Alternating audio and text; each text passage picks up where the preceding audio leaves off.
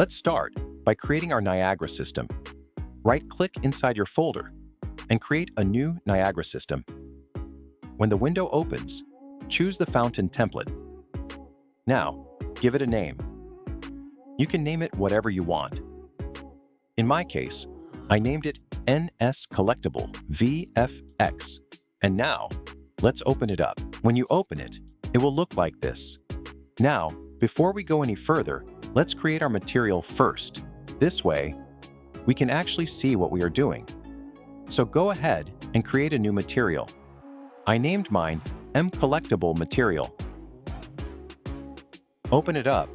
Now, drag your icon inside, connect the RGBA output to the base color, and connect the alpha output to the opacity. Now, click on the material properties. Change the blend mode from opaque to translucent, and then enable the option Used with Niagara Sprites. This part is important. If you skip it, your icon will not show up in the VFX at all.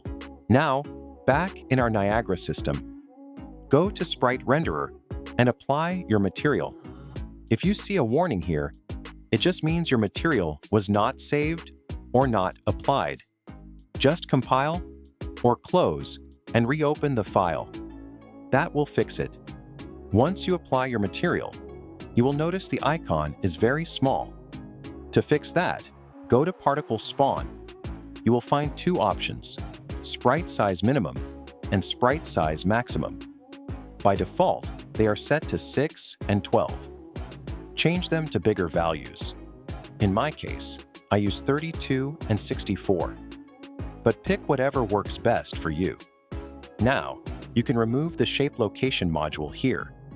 Next, go to Emitter State. Change the loop behavior from infinite to once. This stops the VFX from playing forever. For now, I will keep it on infinite, just so you can see the effect clearly on screen. But in your final version, it must be set to once. In the spawn rate, you can increase or decrease this value. This is basically how many sprites will spawn. In our case, how many icons.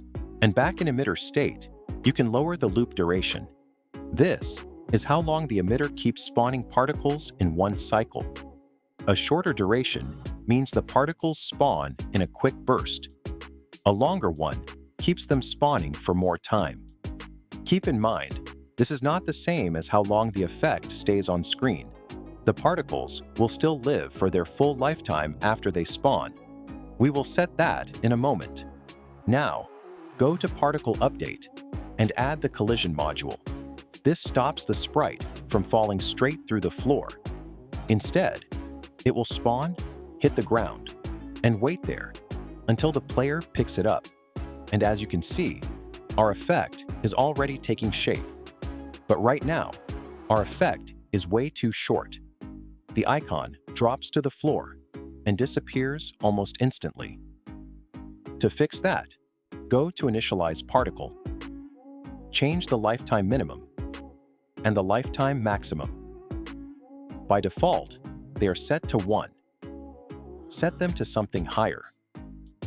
I like to use around 4 to 5 seconds. Now, let's build the main logic, the part where the player actually pulls the effect in.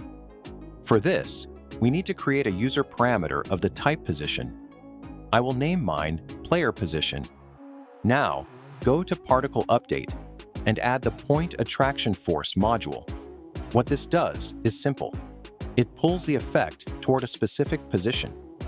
In our case, that position will be the player. Let's open its properties. We are going to change a few values. First, the attraction radius. This is basically how close the player needs to be before the effect starts getting pulled toward them. Next, position to attract. Click on the small arrow here and link it to the user parameter we just created. In my case, player position. Now, the strength. Click on the arrow and add float from curve. A graph will open up. Select the preset that starts at the bottom and rises up. Now, change the curve scale to a higher value. I will use 500. And now, click on the first point on the curve. Change its first value from 0 to 0.6, or whatever value you prefer. Let me explain what this actually does. This is when the effect starts being pulled toward the player. If you set it to 0.6, the pull begins after more than half of the effect's lifetime. So the icon spawns, falls to the ground, and only then gets pulled to the player. But if you leave it at 0, which is the default, the effect would fly straight to the player the moment it spawns. Now, let's fix the last few details on our VFX. As you can see, the effect is spawning and shooting the sprites upward. But I don't want that. To fix it, simply remove the spawn rate module and replace it with spawn burst instantaneous. Now set the spawn count. This is basically how many sprites, how many icons, will spawn the moment the VFX is triggered. And that's it.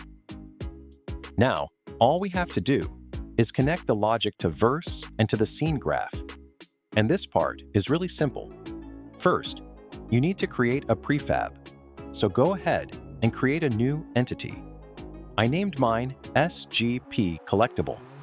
Now, all we have to do is add the VFX we just created to it. If it does not show up, it just means you did not build your Verse code first. Let's move on to the Verse logic.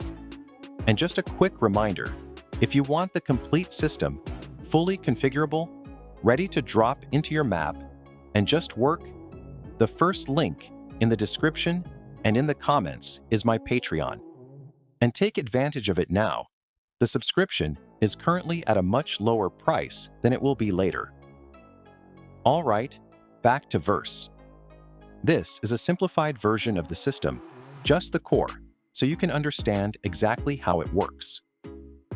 At the top, we have our editables. A trigger, so the effect plays when a player activates it. A collectible, so the effect also plays when a player picks it up. And the duration, how long the effect runs each time. Now let's look at what actually happens. First, when the game begins, we spawn our scene graph prefab, and we add it to the world. And right after that, we disable the particle system. This is important. We preload the effect once, at the start, and keep it turned off, waiting.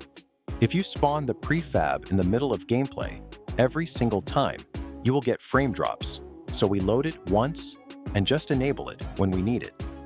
Then, we subscribe to our two events, the trigger and the collectible. Now, when either one of them fires, we take the player who activated it, and we grab the position where the effect should appear. For the trigger, that is the trigger's position. For the collectible's position. And then we play the effect. Here is where it happens. First, we move the VFX entity to that position. Then, we disable and enable the particle system again. That is what restarts the burst from scratch. And finally, the part that makes everything work. Remember the user parameter we created? The player position? Every single frame, we grab the player's current position and we write it straight into that Niagara parameter. That is the whole trick. The point attraction force reads that parameter and pulls the particles toward it. So as the player moves, the coins follow him. And notice this, we run that loop in a race against the duration. So when the duration is over, the loop stops and we disable the effect again, ready for the next time. And that's the core of it. Spawn the prefab once, position it, feed the player's position into the VFX every frame. This simplified version works, and it teaches you the concept. The complete system goes further. 3 spawn modes, a marker prop, the player's feet, or directly on a collectible object. So the burst fires the moment your player picks one up. Everything is configurable in the editor. Particle count, lifetime, sprite size, duration, And you can add as many collect points as you want, each with its own trigger and timing.